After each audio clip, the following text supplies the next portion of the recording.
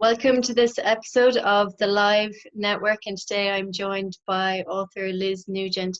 Thank you to the Source Arts Centre for sponsoring this episode.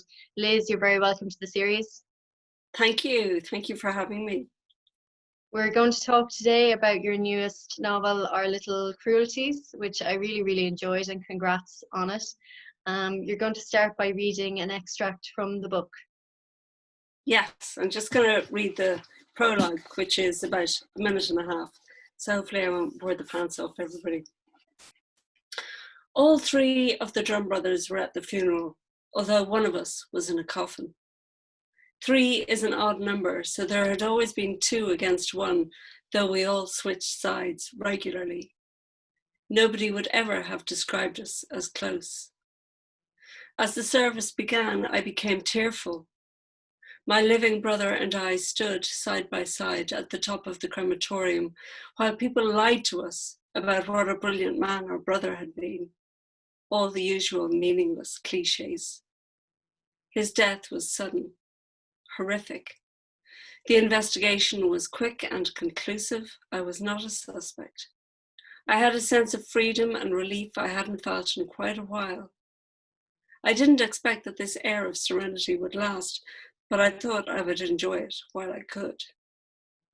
My surviving brother was unreadable to me. Maybe he was thinking of our brother's smashed and broken body. Still, even he must have known that this outcome was for the best. Daisy sat in the pew behind us. She seemed not to be aware of her surroundings, fidgeting and whispering to herself. I caught my brother's eye as her babbling became audible and people began to notice. He reached out and quietly asked her to join us. That reaching out of his hand made me shudder momentarily. She seemed to return to reality and moved to stand between us without any argument. We both attempted to put a proprietorial arm around her, but she shrugged us off. We brothers looked at each other. The old rivalry resurfaced. That's it. That's all you're getting. Your fans are really liking this book, me included. It's a great read, and I was looking at some of the comments on Goodreads, and I'm going to read one of them as an intro to my first question, because I think it gives a good insight into the book, and I thought you might get a laugh out of it. I don't know if you read these comments at all. Liz Nugent's latest psychological thriller gives us the Drum family, the selfish and narcissistic showbiz mother, Melissa Craig, and her 3 sons. Mommy Dearest overtly favours her eldest, William, a film producer, an entitled, nasty misogynist piece of work, is indifferent to the mean and grasping Brian, and is unbelievably cruel to her youngest, the fragile pop star Luke, ensuring that his mental health issues dog him throughout his life. William and Brian are unencumbered by anything in the way of scruples or morality, behaving so badly that I wanted to biff them hard over their heads with the heaviest of frying pans. Once again, Nugent has me compulsively enthralled by the most despicable of brothers in this car crash of a family. So that's that's one of the reviews, and I love your characters, Liz, and I kind of love to hate them and also feel really secretly guilty about liking them so much when they are really kind of terrible people. So what I wanted to ask was, in this particular book, do you have a favorite? Do you have favorites when you're writing it? Is there someone that you feel drawn to in the narrative? Because I am those characters when I write them, and it's the same with all the characters, the same with Delia in Skin Deep, or Lydia in Lying in Wait, or the monstrous characters Oliver and Unraveling Oliver. I am them when I write them.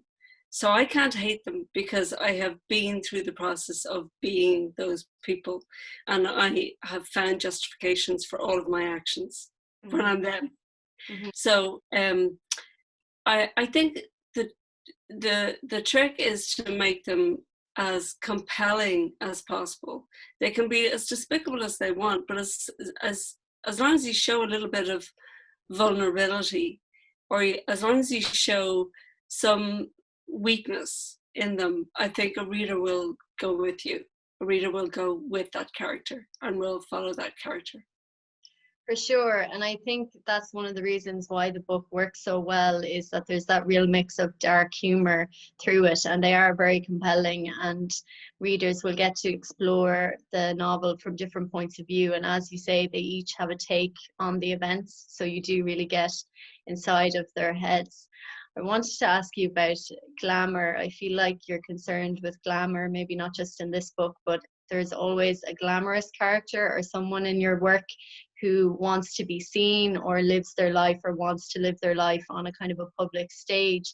And obviously in this particular novel, the mother, Melissa, is a showgirl, was a showgirl, still maybe wants to be a showgirl. And then each of the sons, with the exception of Brian, gets into a profession that is film or music. When you're writing about, say, the profession or the context, do you start off with glamour as being something that you think is a good way to show insecurity, or how does that fall in? Obviously you've got really nice settings, you know, Cannes pops in and it gives you scope to kind of go to interesting locations, but is it a good way to allow insecurity or desire into a story? Really, this book is about celebrity. And you watch these non-entity people become celebrities, and for no discernible talent whatsoever. And you watch them crash and burn, and you watch their stars fade. And I think it's really kind of tragic what happens to these people. So I wanted to explore celebrity in this world of this book, but through 3 generations. So Melissa, whose mother is a former show band singer who would have been very popular in the 60s and 70s, but this book really kind of takes off, I suppose, mostly in the 80s and 90s, where her star is very much faded and she is on the downward slope, but she's clinging on to that celebrity very tightly. And with William, he from an early age has been obsessed by cinema and going to the cinema. So he resolves very quickly to become a filmmaker and to get himself into film at a time when very few films were being made in Ireland. But that's his dream, and that's his goal, and he's very driven to do that, and very much encouraged by his mother, who, you know, gives him money to start off that career, which he doesn't give to her other 2 sons. And Luke is the unlikely kid. He's the youngest boy in the family, who just becomes a pop star pretty much overnight, is discovers a voice that is his own, that he doesn't mimic anybody. He just can sing in this sort of thin voice, but it has a power to it. It's a bit of a contradiction there, but anyway, he has quite a unique voice, and that propels him to kind of international stardom and to a celebrity that he's way too young to handle and way too immature to handle. And apart from the fact that he might always have been subject to mental health issues, celebrity definitely exacerbates those mental health issues. And then you have the third brother, Brian, who's just desperately jealous of the celebrity and success of his other 2 brothers. And so he worms his way into their lives eventually by becoming an agent for his mother and his brother, to just hang on their coattails, to just get a bit of that glamour for himself. I wanted to ask about secrets, Liz, because obviously you opened there with a secret, and in your books there frequently are secrets that are waiting to be unraveled. And I'm wondering, for you? What is it like to hold on to that secret until the end?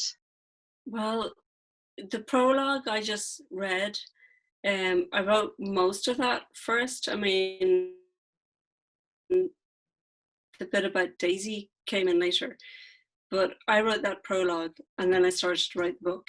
And it was probably when I got to that final, it culminates, the denouement, I suppose, happens at the Oscars ceremony in 2017, when all the brothers are there together in Los Angeles, and they all have reasons to kill each other. Every single one of them has a very good reason to kill the other. And it wasn't until I got to that chapter that I decided who would die and who would be the killer. So it was total chance. I didn't plot it at all. I just built up enough tension between them and plotted backwards and forwards throughout the years how they betrayed each other,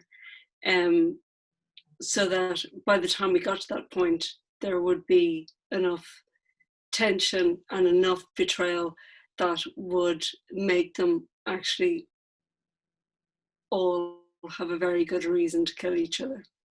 That's brilliant. That's really interesting. And what a great way, what a fun way to kind of be able to run with that. That's amazing.